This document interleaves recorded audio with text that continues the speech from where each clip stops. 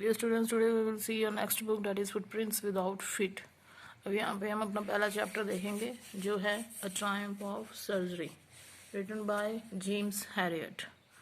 ठीक है, यहाँ पे टोटल 10 चैप्टर्स हैं, जिनमें से फर्स्ट 5 आपके उस सिलेबस में आएगा और in next half first 5, second 5। Okay, तो यहाँ पे a triumph of surgery is a chapter written by James Harriet.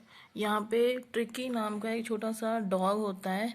Is pampered and overfed by his rich mistress. He falls seriously ill and his mistress consults a veterinary surgeon.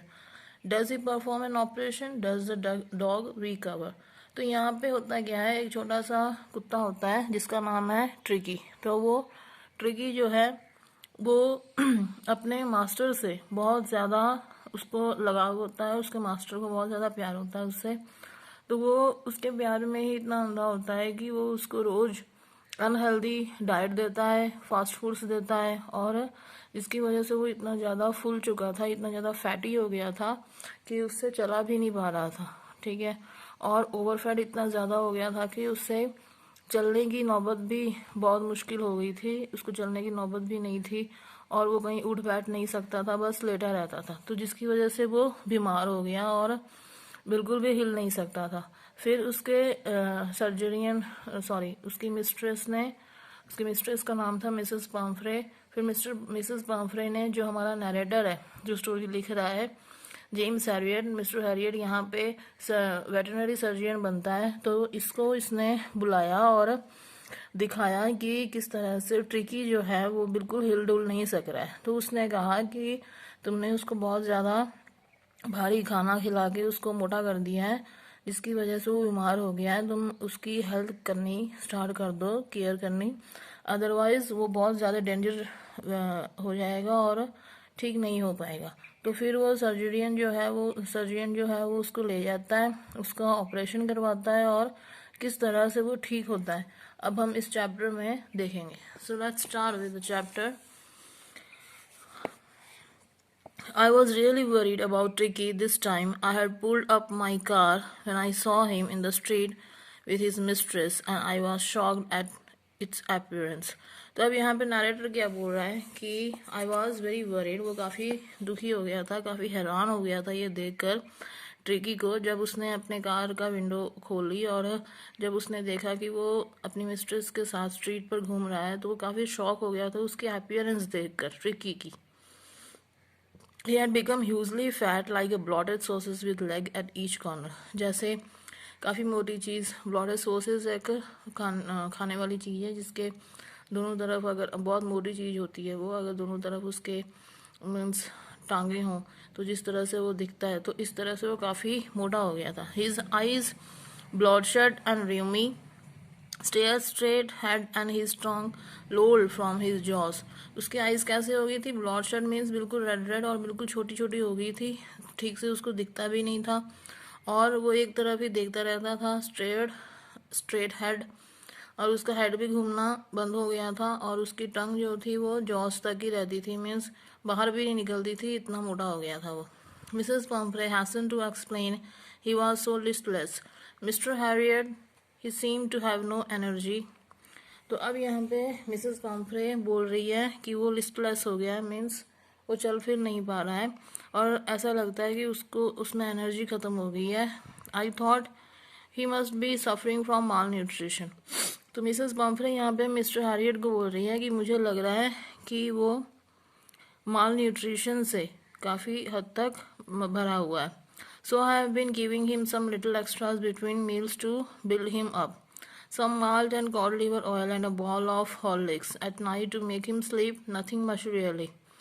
तो अब उसको Mrs Pomfrey बोल रही है कि मैं ये सारा कुछ उसको देती हूँ खाने के लिए, बस माल्ट एक सीरियल का नाम है, और कॉड लिवर ऑयल के साथ उसको थोड़ा सा हॉर्लिक्स देती हूँ रात को ताकि वो सो जाए। And did you cut down on the sweet things as I told you? फिर मिस्टर हैरियट पूछ रहा है कि जिस तरह से मैंने कहा था कि तुम उसको मीठी चीज़ देना बंद करो, क्या तुमने बंद कर दी थी? Oh I did for a bit but he seem to be so weak I had to relent. अब वो क्या बोल रही है कि मैंने उसको बंद तो किया था, बट जब मैंने देखा वो काफ़ी वीक हो गया है तो मुझे ये रोकना पड़ा। He does love cream cakes and chocolates, so I can't bear to refuse him. अब उसको क्रीम केक्स और चॉकलेट इतनी पसंद है तो मैं उसको मना नहीं कर पाई. I looked down again at the little dog. That was the trouble. Tricky's mainly fault was greed. तो अब उसको जब उसने मिस्टर हैरियट ने एक डॉग की तरफ देखा तो वो काफ़ी परेशान था. उसकी मेन कारण क्या था? उसकी ग्रीडीनेस, उसकी लालचीपन कि मैंने ये भी खाना है, मैंने वो भी खाना है. He had never been known to refuse food. He would tackle a meal at any hour of the day or night, and I wondered about all the things Mrs. Pumphrey had mentioned. तो अब tricky की क्या बीमारी थी कि वो कभी भी खाने को मना नहीं करता. वो जब भी उसको मन करे वो खाता रहता है. तो अब वो उसकी टेंशन इस बात की थी कि मिसेस पम्फ्रे ठीक तरह से बता नहीं रही है, वो बहुत ज़्यादा उसको खिलाती है. Are you giving plenty of exercise? अब यहाँ मिस्टर हैरियट उसको पूछ रहा है क्या तुम उसको एक्सरसाइज भी करवाती हो? Well, he has his little walks with me, as you can see, but Hoggins, the gardener, has been down with lumbago, so there has been no long throwing lately. तो अब यहाँ पे क्या है, वो कहती है जो गार्डनर था उसकी ठीक से बनती नहीं थी, तो अब वहाँ पे वो जाता नहीं है, बस वॉक करके ही आ जाता है.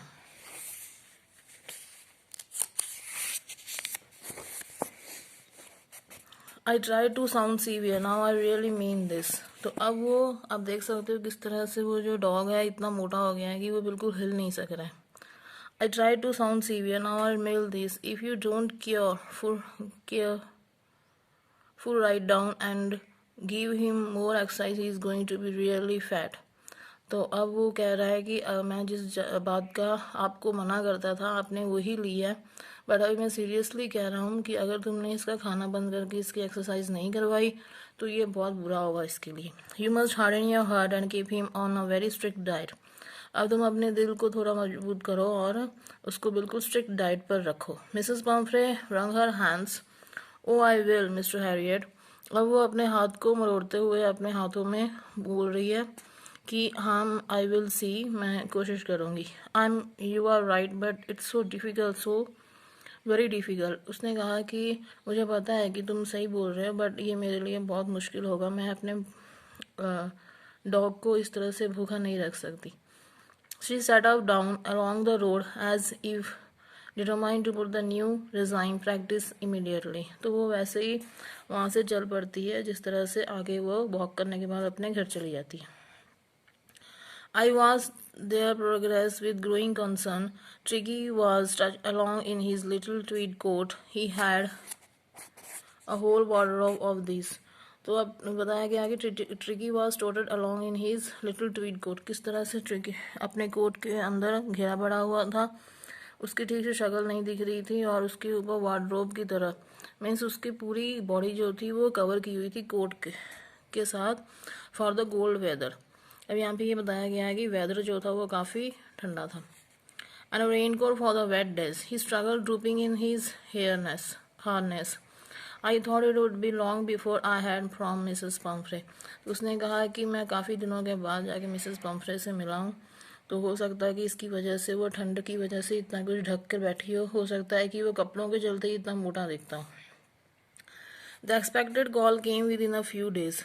बट वो जो सोच रहा था वैसी कॉल आई. मिसेस पम्फ्रे डिस्ट्रॉट, वो बिल्कुल दुखी हो जाती है. ट्रिकी और ईट नथिंग, अब वो कुछ नहीं खा पा रहा है. Refuse even his favourite dishes and besides he had bouts of vomiting. और अब वो कुछ खा नहीं पा रहा है. इनफैक्ट अगर कुछ भी उसको फेवरेट डिश भी दी जाए तो वो उल्टी कर देता है. He spent all his time lying a rug, painting, didn't want to go for walks, did not want to do anything. वो सारा दिन ऐसे ही पड़ा रहता है और ना वो घूमने जाता है ना वो कुछ करता है. I had many my plans in advance. The only way to get Tricky out of the house for a period. अब मेरे भी अपने प्लान्स हैं, तो मैं किस तरह से ट्रिकी को रख सकती हूँ, मुझे उससे बाहर रखना है कुछ दिनों के लिए. I suggested that he be hospitalized for about a fortnight to be kept under observation.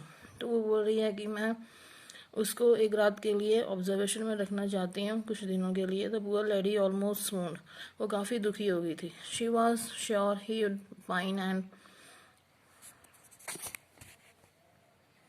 Die if he did not see her every day. अगर उसको ध्यान में नहीं रखा तो हो सकता है कि वो बिल्कुल पतला हो जाएगा और मर जाएगा. But I took a firm line. Tricky was very ill and this was the only way to save him. अब मैं एक निश्चय करना चाहती हूँ और यही एक तरीका है जिसकी वजह से हम उसको बचा सकते हैं. In fact, I thought it best to take him without delay. और मैं चाहती हूँ कि बिना किसी डिले से मैं इस काम को शुरू कर दूँ. And followed by Mrs. Pumphrey's wailings, I marched out to the car carrying the little dog wrapped in a blanket. और उसके बाद वो चला जाता है मिस्टर हैरियट और उस डॉग को ब्लैंकेट में रैप करके उसको ले जाता है. The entire staff was roused and maids rushed in and out bringing it this day bed, his night bed, favorite cushions, toys and rubber rings, breakfast ball, lunch ball, super ball. तो जितने भी वहाँ पे उसके hospital में जितने भी maids थे जो भी काम करते थे वहाँ पे नर्सेस वो सारे चले गए उसकी फेवरेट डिशेस लेके आने के लिए, उसके लिए बेड तैयार करने के लिए, उसके लिए कुशन्स, उसके लिए टॉयज, सारा कुछ लेके आने के लिए. Realizing that my car would ever hold all the stuff, I started to drive away. उसके बाद वैसे ही उसको ऐसे बिलीव हुआ कि वो कहीं बाहर नहीं जा रहा है, वो अपने घर पर ही है. तो वैसे ही उसको मीन्स वो सारी उसकी जो ज़रूरत थी वो उसने अपनी गाड़ी में ही दे दी. As I moved off, Mrs. Pumphrey with a despairing cry threw an armful of the little coats through the window. और जैसे वो चलने लगा मिसेस पम्फ्रे ने अपनी दुख भरी मीन्स वो रोने लग गई और अपनी बाहों को मीन्स अपने हाथ को डॉग के ऊपर से फेर रही है. I looked in the mirror before I turned the corner of the drive. Everybody was in tears. अब उसने देखा कि सारे रो रहे थे. Out on the road, I glanced down at the pathetic little animal gasping in the seat by my side. I patted the head and Tricky made a brave effort to wag his tail. अब उसने उसके head के ऊपर हाथ फेरा but वो काफ़ी ज़ोर से अपना टेल हिला रहा था. Poor old lad, I said. वो काफ़ी दुखी था. You haven't a kick in you, but I think I know a cure for you. अब वो उसको बिल्कुल हिल नहीं रहा. मैं अपने जो उसकी टेल थी उसको जोर से हिलाने की कोशिश कर रहा था बट वो हिल नहीं रही थी. तो वो कह रहा है कि पुअर गाय, मुझे हो सकता है कि मेरे पास कोई तरीका हो तुम्हें ठीक करने के लिए.